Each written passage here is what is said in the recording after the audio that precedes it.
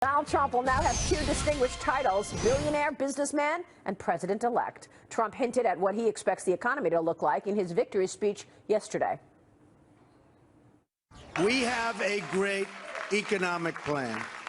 We will double our growth and have the strongest economy anywhere in the world. I've spent my entire life in business looking at the untapped potential in projects and in people all over the world. That is now what I want to do for our country. Mr. Trump's economic plan includes the following: eliminating carried interest and the estate tax, making child care fully tax deductible, renegotiating NAFTA, and rejecting the Trans-Pacific Partnership.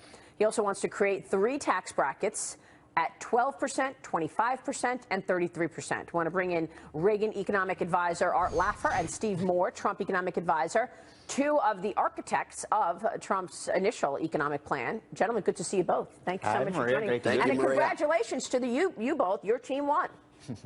Yeah. Oh, Steve Moore deserves enormous credit. He was out there campaigning everywhere for Trump. He's just phenomenal. And Steve, not just campaigning, but also communicating a message of his plan. Now, Donald Trump yesterday said that he's expecting to double growth. Can you really turn 2% growth into 4% growth in a short period of time? It'd take probably a year. Arthur's the expert on this, but you know, I would just correct something you said earlier. You said we would, I think you said we would raise growth by 1.1%.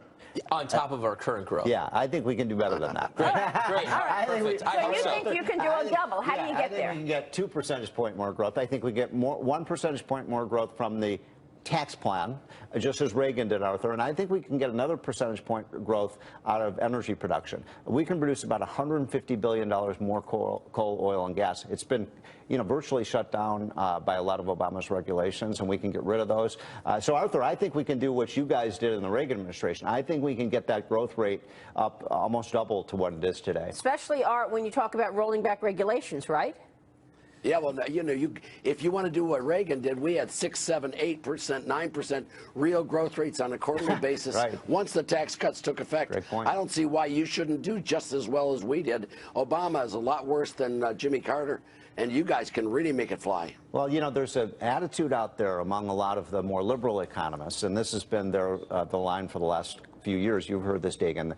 What do they call it? Secular stagnation. Right. This is the best that's Larry Summers. 2% is, yeah, right. And I totally reject that, Arthur. I think we can get to 4. You're right. You know, I'm very rarely seen as not bullish enough, but you're right. You know, Reagan, I think there were quarters when you had 8% growth under Reagan. Why can't we do that again? Just burst out of the gate with this economic growth agenda and see quarters of maybe 6 or 7% and have a 4% growth path for the next 4 or 5 years. Reassure ideological conservatives that Donald Trump is president with a Republican-controlled House and Senate, that you're not going to spend money recklessly, that you're not going to spend money to the point that you drive up our national debt even more than where it is. Because I think that that's a legitimate concern. Politicians, now Donald Trump isn't a politician, or wasn't until the middle of last year, but they love to spend money, and he loves to spend money on stuff like infrastructure. You want to take that, Arthur? Yeah, let me take that, Dagen. We had a real problem when we came in with Reagan. You know, if you have a welfare program when the economy's in bad shape, it's really essential for the families to have that. Once you get the economic growth going, once you're 2, 3, 4 years into a huge boom, then you can cut it back, because school lunch programs are a luxury, not a necessity. So I would wait before we made a big attack on bringing spending down for at least 2 years during that growth period. Then you can bring it down like mad without hurting people. Yeah, Arthur, I think that's exactly what you know we're talking about right now, is really concentrating on getting the tax cut down first, like in entitlements. You know, everybody says, well, why isn't it going to cut entitlements? Now, by the way, we are going to get rid of one of the worst entitlements of all, which is Obamacare, and this is a point that he made in the debate. And you know, you trim those costs. We think we can reduce health care costs of Obamacare by about 30% and cover everyone and give them superior care. What's the replacement? Competition. Let people. It's amazing. Just open the marketplace, right? So legalize all forms of insurance, so people can go out there and buy disaster insurance, and that's the way. You don't need to completely replace it. But gentlemen, I think the message is great. I love loved his two economic speeches that he gave, especially in Detroit, really turned around his campaign. But investors are looking at this market, and there is so much bullish sentiment. But can you guys manage investors' expectations? Because this just, we're not just going to walk in. Now there is, after all the hysteria. Right. So how long will this take? Help us manage expectations. Should we expect this within a year, 2 years? Can you do it tomorrow? Yeah, exactly. Steve, I'm going to quote Steve Moore on this. He wrote about it. The Reagan stock market recovery was the greatest story never told. Yeah. We had an increase in real values of the stock market from the beginning of Reagan to on, over 700% increase. That's the type of asset appreciation you really want in this world. And Steve, you've been promoting that perfectly in this campaign. I just have a problem with that, because you look at what happened with the central bank here in the United States. They've inflated that significantly. That was Obama's only policies to create the wealth effect, and that's why he did quantitative easing. Yeah, I don't think so. Yeah, well, Arthur, I'd say it hasn't worked. I mean, you know, how many times have we talked about this on your show, Maria? We've had, what, 7, almost 8 years of zero interest rate policies from the Fed, flooding the economy with cheap money, and that was their economic agenda, and look what it got us, you know, 1.5% growth. That's right. When I say entitlements, though, I mean Social Security. I know you do. Okay, so I'm going to sit around for 4 years and ride both of you mercilessly about doing something about it, because Reagan had the gumption and the guts and the power to do something about Social Security. You're right. How many Democrats do you think there are in Congress, in the entire House and Senate, that will work with us to cut Social Security and Medicare? Well, exactly. So it's a trap. None. Until the Democrats get serious about saying, okay, we have some reform plans. And, you know, when you talk about Social Security with them, they only have one policy. You know what that is. Expand it. Expand it and raise the payroll tax. Right. We're not, Arthur, we're not going to raise that payroll tax. So you're going to be... But let me, Steve, ahead, if I can, I've gotten a number of calls from Democrats over the last 2 days of saying they really do want to work with us on some of these policies. I agree. They understand what you are saying, Steve, and that you're right. They really do. Especially they may not on the say business. Publicly.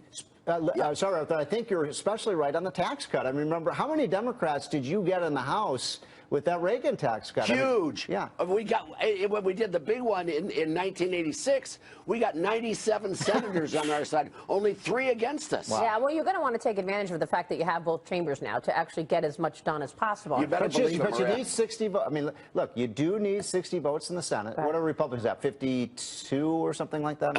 I think there's a couple 52. still out. But, you know, so you look, I think we do the business tax cut. I'm going to make this prediction. I think we can get, Arthur, 10 or 15 Democrats in the Senate to go for a business tax cut that brings the repatriated capital, and then we use some of that money for infrastructure. That's a bipartisan package. People talk about Chuck Schumer.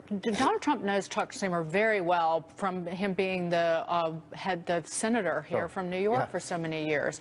And I think Chuck Schumer specifically said Obamacare, they should have focused on reviving the economy before they shoved through Obamacare. So I think that there is at least some reality in his world in terms of how, I know he's a left-wing Democrat, but you might disagree with me. It's so easy, though, for people from the left. Other people just say, yeah, well, you don't care about sick people. Look at Donald Trump doesn't care about poor people. And for some reason, people don't push back on that. Can I make a point to Dagen? Go ahead.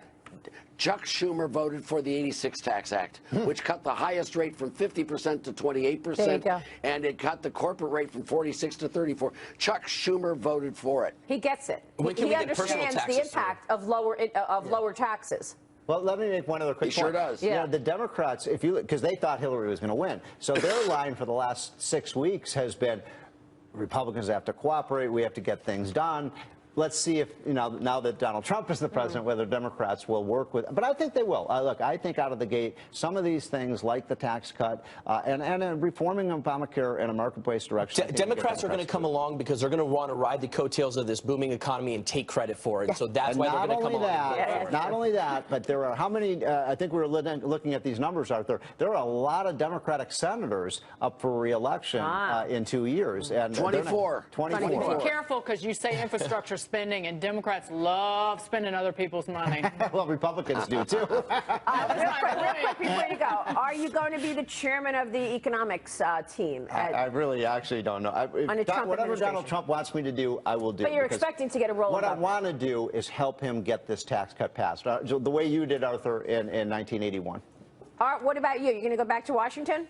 Maria, come on, I'm 76 years old, for God's sakes. I've got 3 great-grandchildren. I am having so much fun watching Steve Moore and Larry Kudlow make the world a much better place. I couldn't be happier than having those two.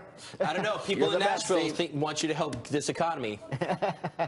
Well, we love it. We'll be watching. Art Laffer, always a pleasure, sir. Thank you, Steve Moore. Thank you, Maria. Ditto. Always a pleasure. Good to see you, gentlemen. Thank you. Coming up, GoPro going down this morning. Why its drone recall is not thrilling investors of the action camera maker. That's next. And then you could have lost your chance to get your hands on greatness. Trump's iconic red Make America Great Again the hats are sold out.